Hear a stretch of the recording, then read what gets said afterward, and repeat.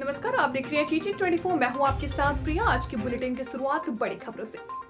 नेताजी मुलायम सिंह यादव द्वारा चीन से खतरे को लेकर लगातार सवाल उठाने के सवाल व लोकसभा में इस पर चर्चा न होने के सवाल पर अखिलेश यादव बोले कि चीन से हमेशा आपको खतरा रहेगा। चीन न केवल आपकी सीमाओं को सिकोड़ रहा है, आपकी सीमाओं पर कब्जा भी कर रहा है। उसके साथ साथ आपके साथ चीन दो तरह के खतरे हैं। चीन से पहला खतरा सीमा पर है, दूसरा बाजार पर कब्जा करने को लेकर। इसलिए भारत सरकार को सावधान रहने की जरूरत है चीन से। जो नेताजी कहते हैं कि डॉक्टर राम मनोहर कहते हैं, लेकिन भारतीय जनता पार्टी फिल्म दिखा देगी कि फिल्म देखिए आप। उन्होंने कहा कि बीजेपी पर रेवड़ी खत्म हो गई है, इसलिए व्यापारियों पर जीएसटी का छापा पड़ रहा है। अखिलेश यादव ने कहा कि नगर निकाय चुनाव में सपा का प्रदर्शन बहुत अच्छा होगा, बहुत अच्छी जीत सपा के लोगों की होगी। समाजवादी पार्टी सिंबल पर चुनाव लड़ेगी। आरजेडी के सीनियर मुस्लिम नेता का बयान भी भारत अब सुरक्षित देश नहीं है अल्पसंख्यकों के रहने के लिए। ये सवाल पर अखिलेश यादव ने कहा कि उनके क्यों ऐसे विचार आ रहे हैं। मैं नहीं कहना चाहता हूं, लेकिन भारतीय जनता पार्टी सत्ता में रही तो न्याय मिलना मुश्किल हो जाएगा। बाबा साहेब भीमराव अंबेडकर ने जो संविधान दिया था वो संविधान खत्म कर देंगे। सिक्किम में सेना और जवानों की जान जाने पर अखिलेश बोले कि भविष्य में ऐसा ना हो कि मैं इस मौके पर दुख प्रकट कर रहा हूं और उनके परिवार के प्रति मैं कहना चाहता हूं कि भगवान से प्रार्थना करता हूं कि इस दुख को सहन करने की शक्ति मिले और भविष्य में सरकार ये तय करे कि इस तरह की घटना दोबारा ना हो जहां हमारे जवान और अधिकारियों की जान चली जाए। वहीं यूपी के भी 4 जवान हैं जिनके इनसे जान गई है। इस तरह के एक जगह से दूसरी जगह जा सके उसकी व्यवस्था इंतजाम सरकार को करना चाहिए। हमारे फौज के लोग काफी जोखिम उठाकर देश की सेवा कर रहे हैं। भविष्य में ऐसा ना हो, मैं इस मौके पर जहां दुख प्रकट कर रहा हूं वहीं उनके परिवार के प्रति मैं कहना चाहता हूं कि भगवान से ये प्रार्थना करता हूं कि इस दुख को सहन करने की शक्ति मिले और भविष्य में सरकार ये तय करे कि इस तरह की घटना दोबारा ना हो जहां हमारे जवान और अधिकारियों की जान चली गई। वहीं यूपी के भी 4 जवान हैं जिनकी इसमें जान गई है। किस तरीके से सुरक्षित एक जगह से दूसरी जगह जा सकें उसकी व्यवस्था और इंतज़ाम सरकार को करना चाहिए। हमारे फौज के लोग बड़ा जोखिम उठा करके देश से आए थे। आज माननीय राष्ट्रीय अध्यक्ष जी यहाँ क्रिश्चियन समाज में आए। उन्होंने क्रिसमस त्यौहार की सब पूरे समाज को बधाई दी और इसी के साथ माननीय डिम्पल यादव जी सांसद मैनपुरी की जीत के लिए उन्होंने धन्यवाद दिया और समाज को आश्वस्त करा कि भविष्य में कोई भी परेशानी होगी वो उनके लिए खड़े हैं। आपके समाज का जो संस्था है उसमें लोग अतिक्रमण कर रहे हैं, अवैध कब्जा कर रहे हैं, इसको लेकर भी उन्होंने कुछ कहा, क्या आपको लगता है? उन्होंने कहा मैं डीएम से बात करूंगा और जो भी अतिक्रमण हो रहा है, जो भी परेशानी पैदा करी जा रही है उसके विरोध में आवाज। तो आपको क्या लगता है कि आप भी इसके लिए कुछ नई पहल करेंगी? बिल्कुल, मैं अभी तक ही थोड़ा चुनाव में व्यस्त हो गई थी तो इसलिए नहीं देख पाई, लेकिन अब तक नहीं है। 1 तारीख से मैं भी इसमें लगूंगी। सिक्किम सड़क हादसे में एटा का लाल हुआ शहीद। जवान की मौत की सुनकर परिजनों और ग्रामीणों में मचा कोहराम। शहीद का पार्थिव शरीर देर रात तक उनके पैतृक गांव पहुंचने की संभावना। शहीद लांस नायक भूपेंद्र सिंह के सेना से रिटायर्ड पिता सुरेंद्र सिंह ने कहा कि मेरा बेटा एक्सीडेंट से मरा है। इस बात का मुझे दुख है। अगर मेरा बेटा देश के लिए शहीद होता तो मुझे बहुत गर्व होता कि वो देश के काम आया। शहीद जवान भूपेंद्र सिंह की 5 वर्ष पूर्व शादी हुई थी। एक 3 वर्षीय बच्ची है जिसका नाम है परी। वो जनपद एटा के गावत ताजापुर अड्डा की रहने वाली है। शहीद भूपेंद्र सिंह के परिवार में पिता, चाचा, ताऊ, भाई सहित 5 लोग सेना में थे। कल सिक्किम में सेना का ट्रक खाई में गिर जाने से एटा के लाल भूपेंद्र सिंह सहित 16 जवान शहीद हो गए, जिसमें एटा के तहसील अलीगंज के गांव ताजपुर अदा में पहुंचेगा शहीद जवान का पार्थिव शरीर। मेरा नाम है एक्स हवलदार सुरेंद्र सिंह। मैं 9 ग्रेनेडियर से रिटायर हूँ 2015 और ये मेरा बड़ा बेटा था, इसकी 8 साल नौकरी थी। मुझे दुख इसी बात का है कि मेरा बच्चा जो है एक्सीडेंट से मरा। अगर शहीद होकर मरता देश के लिए तो मुझे वो बहुत गर्व की बात थी। आपके परिवार में कितने लोग हैं सेना में? सेना में हमारे परिवार में मैं 3 भाई, हम फौज में थे ग्रेनेडियर ग्रुप में, और तो मेरा लड़का जो है इसमें 25 ग्रेनेडियर में था। मेरा भतीजा है आरटी में, सूरज सिंह राठौर। यहाँ पे आपके बेटे की शादी हो गई थी क्या? हाँ, बच्चे की शादी हो गई, 5 साल हुए थे। और कोई बच्चा भी है? एक बेटी है जिसका नाम है परी, लड़की है। जैसे कि आपका बच्चा शहीद हुआ है, सरकार से कोई उम्मीद की आपको कुछ मांग है सरकार से कुछ? अभी मैं इसके लिए क्या बोलूँगा, सरकार सोचेगी वो करेगी। कोविड-19 मामले को बढ़ते हुए देख शासन द्वारा जारी निर्देशों के क्रम में आज दिनांक 23/12/2022 को पुलिस अधीक्षक बांदा श्री अभिनंदन द्वारा सभी पुलिस कर्मियों के लिए मास्क लगाना अनिवार्य कर दिया गया है। पुलिस अधीक्षक द्वारा कार्यालय में फरियादियों तथा पुलिसकर्मियों को मास्क का वितरण किया गया। साथ ही सभी इकाइयों में कोविड नियमों का पालन का जायजा लिया गया। साथ ही आपको बता दें कि कार्यालय तथा थानों पर आने वाले फरियादियों को भी मास्क का वितरण किया जाएगा। साथ ही लोगों को लॉकडाउन आदि के माध्यम से कोविड-19 से बचाव के नियमों का पालन करने हेतु जागरूक भी किया जाएगा। पुलिस अधीक्षक द्वारा लोगों से अपील की गई कि सभी लोग मास्क पहने तथा सोशल डिस्टेंसिंग का पालन करें, साथ ही भीड़ भाड़ वाले स्थानों पर जाने से बचें। कोविड-19 के बचाव के दृष्टिगत आपके द्वारा किस तरह से दिशा निर्देश दिए जा रहे हैं पुलिस प्रशासन? देखिए, कोविड-19 के दृष्टिगत जो उसकी जो है 4th वेव की बात हो रही है, तो एहतियातन जो शासन और पुलिस मुख्यालय से हम लोग को निर्देश मिले हैं, उसके अनुपालन में हम लोगों ने मास्क अनिवार्य कर दिया है। हर पुलिसकर्मी मास्क लगाएगा, सोशल डिस्टेंसिंग का पालन करेंगे। इसके अलावा जो पब्लिक आ रही है उसको भी हम लोग यहाँ कार्यालय में, थानों में मास्क डिस्ट्रीब्यूट कर रहे हैं, ताकि अगर कोई व्यक्ति बिना मास्क के आया हो तो उसको मास्क दिया जा सके और इसी बहाने कोविड से हम लोग प्रिवेंशन कर सकें।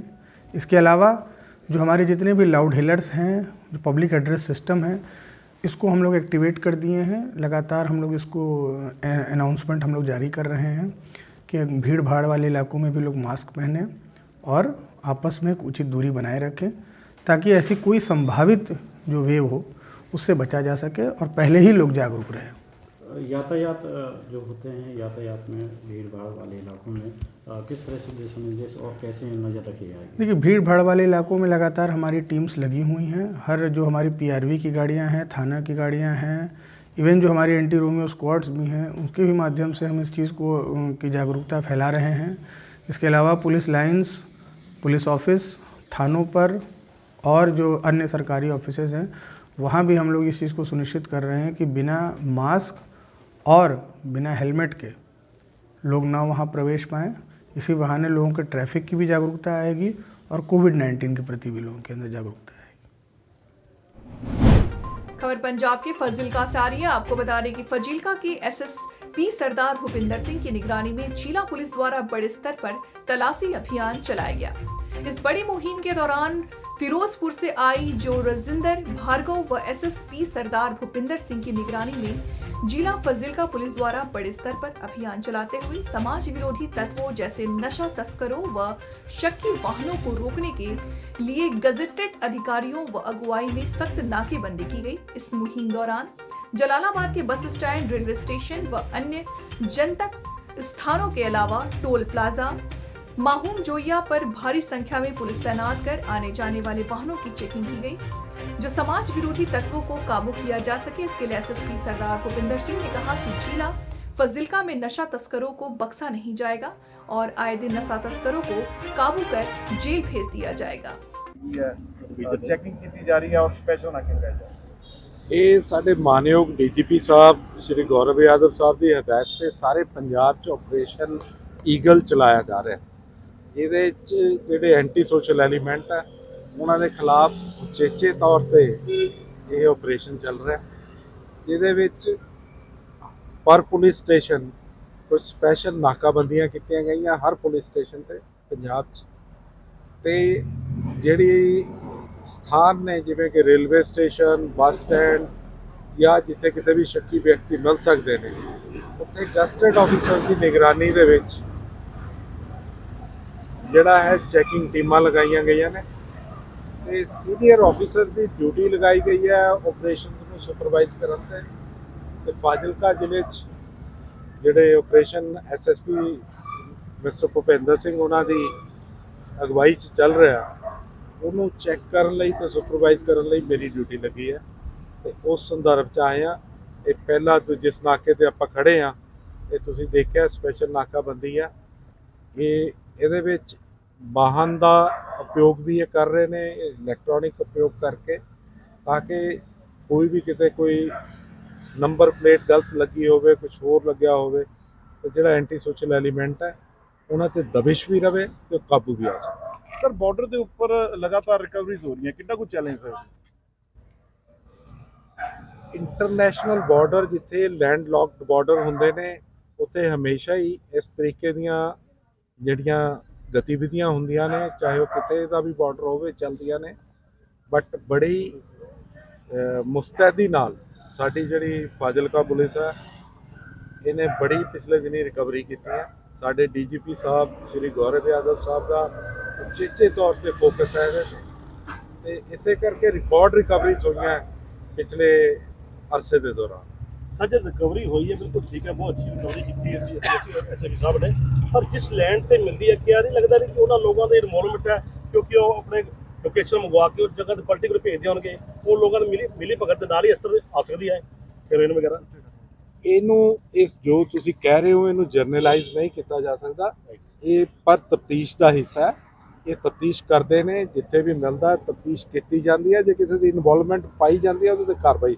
तो जिस तरह ड्रोन आई या जिस तरह पाइप आई पिछले हाल की कड़ी आई है, जिस लैंड से आई है, जो ਸਮਗਲਰ ਨੇ ਉੱਥੋਂ ਲੈਂਡ ਤੇ ਭੇਜਦੇ ਆ, ਨੈਚੁਰਲੀ ਕੋਈ ਇੱਦਾਂ ਤਾਂ ਕੋਈ ਲੋਕ ਇਨਵਾਈਟ ਕਰਾਂ ਤਾਂ ਹੀ ਆਮਦੀ ਹੋਏਗੀ। ਮੈਂ ਤੁਹਾਨੂੰ ਪਹਿਲਾਂ ਇਹੀ ਦੱਸ ਰਿਹਾ ਕਿ ਤੁਸੀਂ ਜਰਨਲਾਈਜ਼ ਨਹੀਂ ਇਹਨੂੰ ਕਰ ਸਕਦੇ ਕਿ ਜੀ ਜਿਹਦੇ ਹੁਣ ਸਪੋਜ਼ ਤੁਹਾਡੀ ਜ਼ਮੀਨ ਹੈ ਜਾਂ ਮੇਰੀ ਜ਼ਮੀਨ ਹੈ, ਉੱਥੇ ਕਿਸੇ ਤਰੀਕੇ ड्रोन लैंड कर गया या कुछ।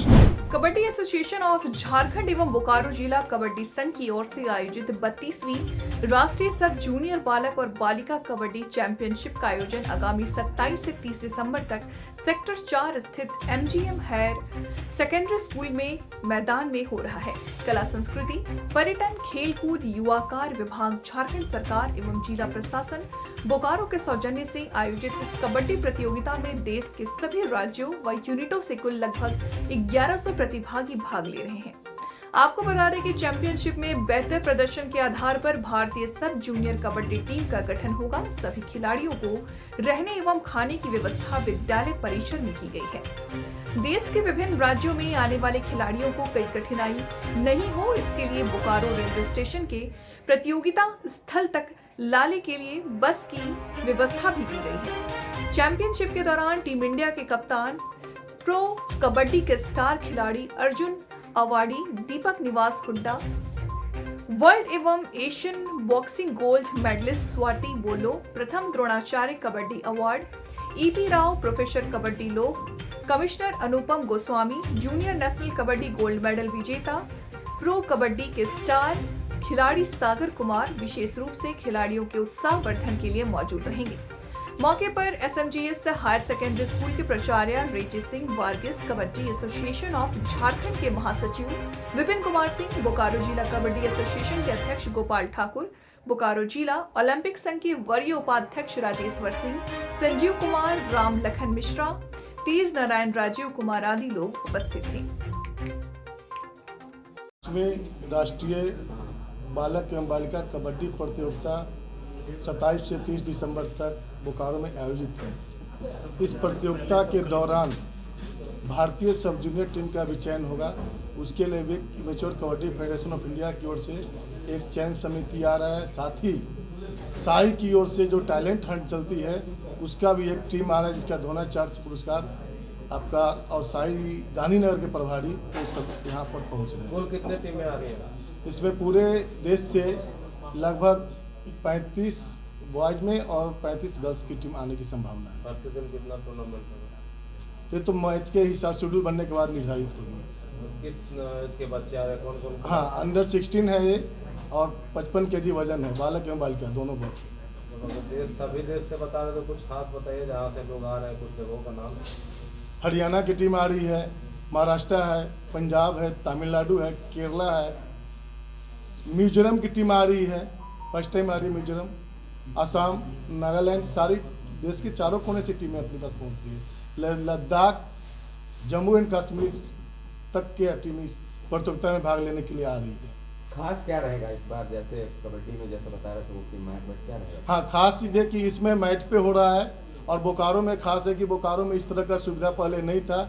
जो एमजीएम परिवार की ओर से हम लोग को सुविधा मिला है, उस सुविधा का हम लोग पूरा लाभ उठा रहे हैं और एक वेन्यू पे टूर्नामेंट कर रहे हैं और रहना खाना बच्चों का एमजीएम परिवार के प्रांगण में ही होगा और पूरे दूधिया रोशनी में इस टूर्नामेंट चलेगा। जैसे कि हम लोगों ने नए साल का सेलिब्रेट करते उसी तरह पूरे विद्यालय को कलरफुल कर दिया, रंगीन लाइटिंग से, जो रात में आप देख सकते हैं, इसमें बच्चे आनंद लेंगे आके। मैच भी होगा में क्या कोई? सारे मैच पे ही होंगे। नाइट मैच भी? नाइट मैच होगा, दूधिया रोशनी में होगा और कलरफुल लाइट में होगा। फाइनल में क्या व्यवस्था है? फाइनल में आपके जो टीम फाइनल होगी उसमें आपको नाइट में संभावना, नाइट पे हम लोग मैच करेंगे अगर मौसम साथ देगा तो, जिससे कि एक बोकारो का जाए मैसेज झारखंड बोकारो का कि बोकारो की मेजबानी कुछ कर दिखाया। जैसे हम लोग टीवी में देखते हैं, प्रो में या अदर कोई भी इंटरनेशनल टूर्नामेंट में, हम लोग उसका कॉपी करने का प्रयास कर रहे हैं। हमारे पीछे में एमजीएम परिवार खड़ा है, जिला प्रशासन बोकारो खड़ा है, झारखंड सरकार खड़ा है और यहाँ के जितने निजी कंपनियाँ हैं तो सारे लोग हम लोग के साथ हैं। स्पॉन्सर भी है? हाँ, स्पॉन्सर भी हैं। भाजपा को सभी लोकसभा सीट पर मात देने के लिए आदिवासी प्रदेश अध्यक्ष बनाने की आला कमान से मांग। कोरोना काल में जान जोखिम में डालकर सेवा करने वाले घर पर और घर में आराम फरमाने वाले पद पर कृपा पात्र रहमो करम एवं गणेश परिक्रमा करके बने प्रदेश अध्यक्ष को अविलंब निष्कासित कर आदिवासी प्रदेश कांग्रेस अध्यक्ष बनाने की मांग बोकारो से उठी है। कांग्रेस के प्रदेश सचिव से इस्तीफा दे चुके साधु शरण गोप ने इंटक कार्यालय सेक्टर 12 में शनिवार को प्रेस कॉन्फ्रेंस करके प्रदेश महासचिव आलोक कुमार दुबे, डॉक्टर राजेश कुमार छोटू, साधु शरण गोप, प्रदेश कांग्रेस कमेटी के पूर्व प्रवक्ता लाल किशोर नाथ सहदेव, स्वास्थ्य विभाग के चेयरमैन डॉक्टर पी मेयर ने संयुक्त रूप से प्रेस वार्ता किया है। प्रदेश कांग्रेस महासचिव आलोक कुमार दुबे ने आज आला कमान से झारखंड के लोकसभा के सभी सीट पर भाजपा को मात देने के लिए आदिवासी प्रदेश अध्यक्ष बनाने की गुहार लगाई है। वहीं महासचिव आलोक कुमार दुबे ने कहा कि आगामी लोकसभा चुनाव का परिणाम राहुल गांधी के सपनों के अनुसार लोकसभा में परिणाम देने में राजेश ठाकुर सक्षम नहीं है। इनके पास जनाधार नहीं है। आदिवासी समाज के जनाधार वाले नेता को प्रदेश अध्यक्ष बनाना समय की मांग है। उन्होंने कहा कि बोकारो जिला राजेश ठाकुर का गृह जिला है। वे यहाँ कार्यकर्ताओं को न्याय नहीं दिला सके। सक्षम कांग्रेसियों का जिलाध्यक्ष के लिए इंटरव्यू हुआ था, लेकिन कांग्रेस को कमजोर करने वाले पसंदीदा बन गई। इससे पार्टी बदनामी हुई है और कमजोरी थी। साधु शरण गोप ने कहा कि मैं प्रदेश अध्यक्ष, केंद्रीय महासचिव, प्रदेश महासचिव के पद पर काम कर चुका हूं। ये जानते हुए भी हमें प्रदेश सचिव बना दिया था ताकि आगामी विधानसभा चुनाव में प्रदेश अध्यक्ष और पूर्व प्रत्याशी के रास्ते का कांटा न बने। इसके खिलाफ आवाज हमने बुलंद किया है। इस संबंध में पार्टी ने बुधवार को अनुशासनहीनता का नोटिस दिया था, उसका जवाब गुरुवार को ही दे दिया गया है। प्रदेश कांग्रेस कमेटी के अध्यक्ष के द्वारा जिला अध्यक्षों की सूची, प्रदेश कार्य समिति, प्रदेश पदाधिकारियों की सूची जारी हुई। उनकी कांग्रेस के प्रति न तो कोई निष्ठा है, न कोई नीति सिद्धांत को वो कांग्रेस के मानते हैं। जो कांग्रेस की विचारधारा है, परंपरा है, सभी जाति धर्म और सबको साथ लेकर चलने की, वो मंसूबे उनके साफ हो गए हैं इन कमेटियों के गठन से। और इसको लेकर के कांग्रेस के जो समर्पित कार्यकर्ता हैं उनमें काफ़ी आक्रोश है। झारखंड के 24 जिलों में इसको लेकर के धरना प्रदर्शन आंदोलन चल रहे हैं, क्योंकि समर्पित कांग्रेस कार्यकर्ताओं को वहाँ पर स्थान नहीं दिया गया है। और कुछ दिन पहले या किसी रूप में जो पद पाए हैं उनकी कांग्रेस के प्रति निष्ठा को लेकर लोग सवाल उठा रहे हैं। आज यहाँ पर पार्टी के प्रदेश कांग्रेस कमेटी के कई पदाधिकारी उपस्थित हुए हैं। तो कई जो लोग हैं, लोगों को यहाँ बुलाया गया था, कई लोग नहीं आए हैं, उस पर भी हम लोग आगे संज्ञान लेंगे। तो यहाँ से जो आप लोगों ने अभियान शुरू किया है, कहाँ तक जाएगा? ये अभियान तब तक जारी रहेगा जब तक प्रदेश कांग्रेस कमेटी के अध्यक्ष नहीं हटा दिए जाते। हम लोगों ने हाई कमांड के यहाँ भी अर्जी लगाया है, वहाँ से समय मिलते ही हम लोग कांग्रेस के राष्ट्रीय अध्यक्ष मल्लिकार्जुन खड़गे जी को वस्तु स्थिति से अवगत कराएंगे। और जो आईवास यहाँ के जो हमारे प्रदेश अध्यक्ष हैं वो केंद्रीय नेतृत्व का कर रहे हैं, हम लोग उनको सच्चाई से अवगत कराएंगे। क्या माना जाए, कांग्रेस बचाओ मतलब कांग्रेस के प्रति बगावत माना जाए, क्या माना जाए? देखिए, हम वो लोग हैं जिन्होंने पिछले 30-32 वर्षों से कांग्रेस पार्टी की सेवा की। आज भी हम पदाधिकारी हैं, लेकिन जो वर्तमान प्रदेश अध्यक्ष हैं वो पूरी तरह से असफल है। और इनके रहते 2024 का जो चुनौती है, हम उसको मुकाबला नहीं कर सकते। ये आदमी शुरू से हम कह रहे हैं कि आरपीएन सिंह के प्रभाव में है, आरपीएन सिंह के इशारे पर यहाँ पर काम हो रहे हैं। तो ऐसे व्यक्ति से पार्टी को बचाना है। आज शंखनाद करने आए हैं उनके गृह जिले से कि राजेश ठाकुर को हटाओ और कांग्रेस बचाओ। यहाँ के कार्यकर्ताओं, पूरे राज्य के अंदर स्थितियाँ विकराल हो गई। हर तरफ लोग आंदोलन कर रहे हैं, कालिक पोते जा रहे हैं, पुतला जलाए जा रहे हैं, आंदोलन हो रहे हैं, धक्का मुक्की हो रहे हैं। खुद प्रदेश अध्यक्ष के रहते हुए जामताड़ा में उन्होंने कहा ऑन माइक कि मेरे 50,000 रुपये लूट लिए गए। तो इस स्थिति में पहुंचा दिया है पार्टी को। इसलिए हम जो है कार्यकर्ताओं से बात कर रहे हैं सभी लोग, और इस पूरी वस्तु स्थिति से हम अपने राष्ट्रीय अध्यक्ष मल्लिकार्जुन खड़गे को अवगत कराएंगे। एक दिन भी इस व्यक्ति का पार्टी में बने रहना पार्टी के लिए घातक साबित हो। आप किसे बता रहे हैं कि ये जो है इनका भारतीय जनता पार्टी से निकलता बढ़ती जा रही है और प्रदेश में अगर इनको हटाया जाएगा तो फिर बीजेपी में चले जाएंगे? कई बार आरपीएन सिंह के बनाए हुए ये प्रदेश अध्यक्ष हैं और उन्होंने ठीक बीजेपी जाने से पहले न इनको कोई तजुर्बा है, न कभी संगठन चलाया, न कभी स्ट्रेचर है। तो ऐसे व्यक्ति को सिर्फ इसलिए बनाया कि आरपीएन सिंह समय पर इसका इस्तेमाल कर सके। और ये विधानसभा सत्र के दौरान आज से 4 महीने पहले सरकार गिराने का इन्होंने प्रयास किया, लेकिन उस मंसूबे में ये असफल हो गए। और आप यकीन मानिए, जिस दिन ये पद से हटेंगे, जो कि बहुत जल्द हटने वाले हैं, कोशिश करेंगे कि पार्टी को भारतीय जनता पार्टी के दरवाजे पर लेके आ जाए। पार्टियों का कार्यकाल खत्म होने के बाद भी रोड, सड़क, नाली आदि का कार्य पूर्ण रूप से नहीं हुआ है। वार्ड 27 नामकारी आईआईटी से बहुजन समाज पार्टी के पार्षद प्रत्याशी मंजू वाल्मीकि जी से कुछ खास बातचीत में मंजू वाल्मीकि जी का कहना है कि यदि इस बार मेरा कार्यकाल रहा या जनता ने मुझे मोतीझील पहुंचाया तो जो भी विकास के रुके हुए कार्य हैं, मेरा कार्यकाल आते ही मैं उन विकास कार्यों को पूरा करने का काम करूंगी। वहीं जनता का स्नेह व समर्थन मंजू वाल्मीकि के प्रति भी देखने को मिला है। वार्ड 27 से कहीं हद तक जनता भी यही चाहती है कि इस बार नगर निकाय चुनाव में मंजू वाल्मीकि जी को मोतीझील पहुंचाने का उन कार्य कर गए जनता कर। वही प्रत्याशी रूप में मंजू वाल्मीकि जी का ये भी कहना है कि यदि इस बार चुनाव में हमारी सीट निकलती है तो मैं पूर्ण रूप से गरीब जनता की समस्या को लेकर अपने कार्यकाल में उसे पूरा करने का काम भी करूंगी। प्रत्याशी हैं मंजू वाल्मीकि जी, आइए जानते हैं उनसे वो चुनाव किन मुद्दों पर लड़ा रही हैं, विकास के किन मुद्दों पे चुनाव लड़ रही हैं।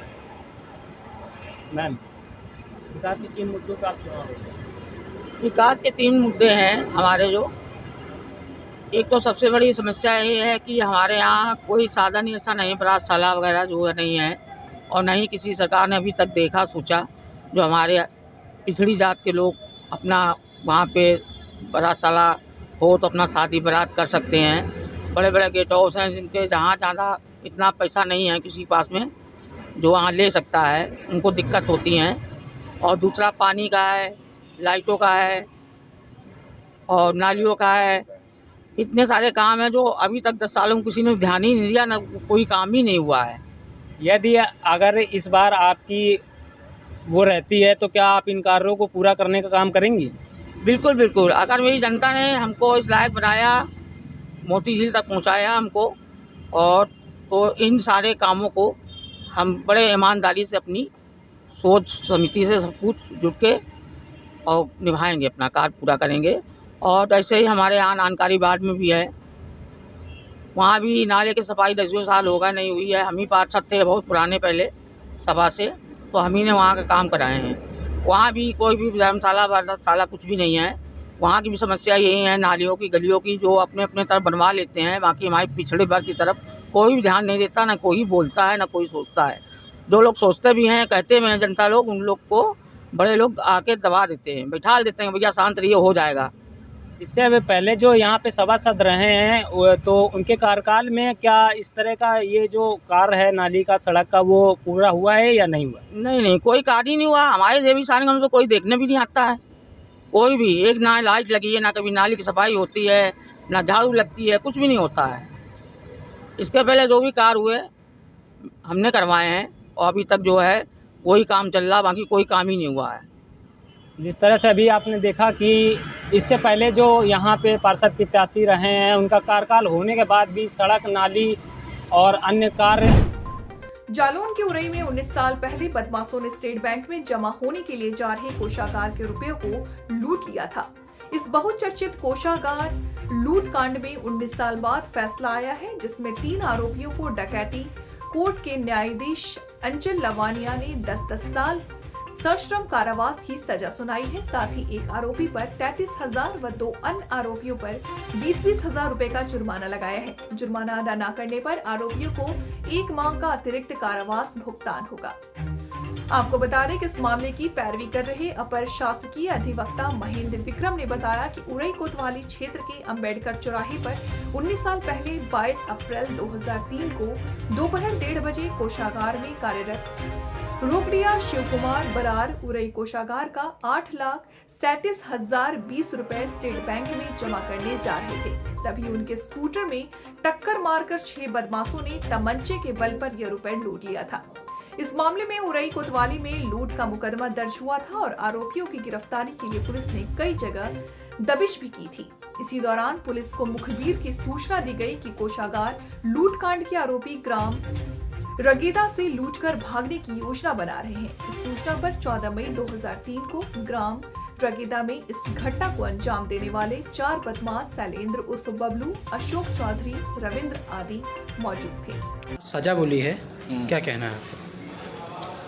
ये बहुत बहुचर्चित घटना ट्रेजरी की लूट हुई थी सन 2003 में, जिसमें कुल 9 अभियुक्त शामिल थे। स्कूटर से पैसा जमा करते स्टेट बैंक के लिए ट्रेजरी के बाबू जब जा रहे थे तो अम्बेडकर चौराहे के पास स्कूटर और मोटरसाइकिलों से जड़ मार के उनको पटक दिया और सूटकेस लेकर, जिसमें 8,37,020 रुपये लूट कर ले गए थे ये लोग। उसके बाद दिनांक 14/5/3 को मुखबिर की रिपोर्ट मिलने पर पुलिस को रगेदा कालपी रोड बदमाश वहाँ पर हैं ये लूट वाले, पुलिस ने जब जाकर उनको घेरा, ललकारा तो उससे मुठभेड़ हुई, फायरिंग हुई। वहाँ बदमाशों को 4 बदमाश मौके पे पकड़े गए, 3 भाग गए और उनसे उन्हीं की निशानदेही पर पूरी रकम बरामद हुई। पूरी रकम तो नहीं ली, करीब 2.5 लाख रुपए बरामद हुआ। शेष लोगों ने खर्च कर लिया, जिसका विचारण न्यायालय में चला। जिन लोगों को आज सजा हुई, क्या नाम है उनके, कितने साल की सजा हुई है? इनमें आज सजा हुई है 19 तारीख को 4 लोग का आदेश हुआ था कस्टडी में लेने का। शैलेंद्र उर्फ बबलू, संजीव कुमार उर्फ संजू तथा गोदन सोनी और एक मुलजिम है प्रेम कुमार बसेड़िया जो एमपी के रहने वाला है, लेकिन उस दिन वो अनुपस्थित होकर फरार हो गया, मतलब ऑर्डर के टाइम पे उपस्थित नहीं रहा। तो जिसमें अदालत ने एसपी जालौन, एसपी भिंड जहाँ का वो रहने वाला था और जहाँ की उन्होंने इलाज बताया कि वहाँ भर्ती है, उस डॉक्टर को तलब करने के लिए और उस संबंधित वकील को नोटिस जारी कर दिए थे कि अतिशीघ्र 3 तारीख तक डॉक्टर साहब उपस्थित होकर स्पष्ट करें कि क्या आपके यहाँ भर्ती कब होगा, कैसे होगा, पूरी जानकारी दें और पुलिस को किया कि हर हालत में शीघ्र 82-83 की कार्रवाई करते हुए इसको गिरफ्तार किया जाए। वहाँ सजा के बिंदु पर सुनते समय वो उसको सुना नहीं गया, इसलिए 3 लोगों पर सजा हुई। शैलन ब्लू को 307, 395 दोनों अपराधों में 10-10 साल की सजा और 10-10 हज़ार जुर्माना, 412 भी अपराध लगा है धारा 412, तो 30,000 जुर्माना ये और 3,000 रुपये जुर्माना दफा 25 का बबलू पर, और कुल 10 साल की सब मिला के सजा 10 साल की चलेगी और 33,000 जुर्माना गोधन पे और संजीव पर 23 हज़ार रुपये। भारतीय जनता युवा मोर्चा के नेतृत्व में प्रदेश में भारत के पूर्व प्रधानमंत्री स्वर्गीय अटल बिहारी वाजपेयी की जयंती पर अटल डिबेटिंग क्लबों का शुभारंभ कर रही है। साथ ही 25, 26, 27 दिसंबर को पूरे प्रदेश में जिला स्तर पर भाषण प्रतियोगिता का आयोजन कर रही है। इसी निमित्त कसगंज युवा मोर्चा 27 दिसंबर को हेवन 11 होटल में भाषण प्रतियोगिता का आयोजन करेगा, जिसमें भाषण प्रतियोगिता में करीब 4 बिंदु रखे गए हैं। प्रेस वार्ता करते हुए ब्रज क्षेत्रीय उपाध्यक्ष निखिल माहेश्वरी ने बताया कि जिला में 3 विजेताओं को क्षेत्र पर होने वाले भाषण प्रतियोगिता में शामिल करेगा और प्रत्येक क्षेत्र से 3 विजेताओं को प्रदेश स्तर की प्रतियोगिता में मौका मिलेगा, जिन्हें 12 जनवरी 2023 को प्रदेश द्वारा सम्मानित भी किया जाएगा। इसी दौरान युवा मोर्चा के जिलाध्यक्ष कुलदीप प्रतिहार ने इस संयुक्त प्रेस कॉन्फ्रेंस में बताया कि भाषण प्रतियोगिता के निर्णायक 3 सदस्यीय टीम होगी, जो टीम का निर्णय सभी को मान्य होगा। कराई जा रही है, उसका उद्देश्य क्या रहेगा? उद्देश्य की दृष्टि से देखा जाए तो युवा मोर्चा पूरी वर्ष युवाओं के बीच कार्य करता रहता है। भांति प्रकार के कार्यक्रम प्रतियोगिताएं तौर पे युवाओं के बीच हम लोग जाते रहते हैं और हम लोग 25 तारीख को पूरी भाजपा अटल जी के जयंती पर अलग अलग कार्यक्रम रखेगी। इसी निमित्त युवा मोर्चा के शीर्ष नेतृत्व ने एक भाषण प्रतियोगिता का कार्यक्रम रखा है। 25 से 27 की तिथि में पूरे प्रदेश में कार्यक्रम होंगे। कासगंज ने 27 तय किया है, भाई साहब ने आपको बताया। हेवन 11 होटल है, उसमें यह प्रतियोगिता होगी। उद्देश्य ये है कि युवाओं को जो जिले में अपना एक देखा है कि युवा हमारे ज़िले में अलग अलग क्षेत्र में नाम तो काफ़ी है, लेकिन दबे रह जाते हैं, वो समाज के बीच आ नहीं पाते, लोगों के बीच हम लोग उनको उजागर करके सामने रख नहीं पाते। तो एक इच्छा है कि युवा सामने आए, एक अच्छे वक्ता के रूप में अपने ज़िले से भी कुछ लोग निकलें और हर क्षेत्र में कोई क्षेत्र हो वो अपनी बात रख सकें, दमदारी से बात रखें, क्योंकि एक अच्छा वक्ता किसी क्षेत्र में आप उसको भेज देंगे तो वह हर क्षेत्र में अपनी दमदारी से अपना बात रखता है। ये आज का क्या कार्यक्रम है, किसके तहत बैठक हुई और आज प्रेस कॉन्फ्रेंस रखी आप लोगों ने, पूरा क्या मामला है? भारतीय जनता युवा मोर्चा के राष्ट्रीय नेतृत्व के निर्देशानुसार पूरे प्रदेश भर में भारतीय जनता युवा मोर्चा द्वारा पूर्व प्रधानमंत्री भारत रत्न स्वर्गीय अटल बिहारी वाजपेयी जी की जयंती के अवसर पर पूरे प्रदेश भर में प्रत्येक जिले में हम सब लोग अटल भाषण प्रतियोगिता का आयोजन कर रहे हैं। उसी के निमित्त यह प्रेस कॉन्फ्रेंस रखी गई है, जो 25, 26 और 27 तारीख को संपूर्ण उत्तर प्रदेश में संपन्न होनी है। 27 तारीख को यह प्रतियोगिता हमारे कासगंज में संपन्न होनी है। यह सब जिलाध्यक्षों को तय करना था हमारे के कितनी तारीख को यहाँ होना है, तो हमारे अध्यक्ष जी ने तय किया है 27 तारीख को यह प्रतियोगिता यहाँ होगी। इसके लिए हम सब लोगों ने पंजीकरण प्रारंभ कर दिए हैं। 18 से 35 वर्ष तक की आयु के युवा इसमें पंजीकरण करा सकते हैं और उनके लिए हमारे पास 4 विषय हैं। उन 4 विषयों में वह सब लोग 4 विषयों के में किसी भी विषय को चयन करके अपना भाषण दे सकते हैं। भाषण का समय सीमा 3 मिनट की रखी गई है, जिसके लिए एक निर्णायक मंडल भी बनाया गया है। निर्णायक मंडल में 3 लोग रहेंगे, जिसमें एक शिक्षाविद होंगे, भारतीय जनता पार्टी के कोई वरिष्ठ नेता भी होंगे, भारतीय जनता युवा मोर्चा या भाजपा के कोई प्रवक्ता भी हो सकते हैं। तो 3 ऐसे लोग हमारे निर्णायक मंडल में रहेंगे और निर्णायक मंडल का निर्णय ही आखिरी निर्णय माना जाएगा। और जो जिले के 3 सर्वश्रेष्ठ वक्ता होंगे उन लोगों के लिए क्षेत्र में एक प्रतियोगिता आयोजित की जाएगी। क्षेत्र में हमारे यहाँ 19 जिले हैं, इस क्षेत्र में तो 57 जो वक्ता हैं वह लोग क्षेत्र की प्रतियोगिता में शामिल होंगे। वहाँ से 3 वक्ताओं को, सर्वश्रेष्ठ वक्ताओं को वहाँ से चुना जाएगा। फिर एक प्रदेश के लिए एक प्रदेश स्तरीय प्रतियोगिता होगी पूरी, उसमें हमारे यहाँ पूरे प्रदेश में 6 क्षेत्रों में बांटा हुआ है पूरे प्रदेश को। तो 18 लोग उस प्रतियोगिता में भाग लेंगे, उसमें से 3 लोग निकाले जाएंगे। उन सर्वश्रेष्ठ 3 लोगों को प्रदेश स्तर पर सम्मानित किया जाएगा। उनका एक बड़ा सम्मान का कार्यक्रम होगा। यही इस तरीके का हमारा कार्यक्रम है। इसके लिए पंजीकरण प्रारंभ हो गए। 27 तारीख को कासगंज में होना है। बाकी की जानकारी अध्यक्ष जी देंगे। प्रतियोगिता का उद्देश्य क्या है? उद्देश्य की दृष्टि से देखा जाए तो युवा मोर्चा युवाओं के बीच कार्य करता है। फिलहाल वक्त हो चला एक छोटे से ब्रेक का। जल्द हाजिर होंगे आपके साथ, आप बने रहे हमारे साथ। फिलहाल मुझे दीजिए इजाजत, नमस्कार।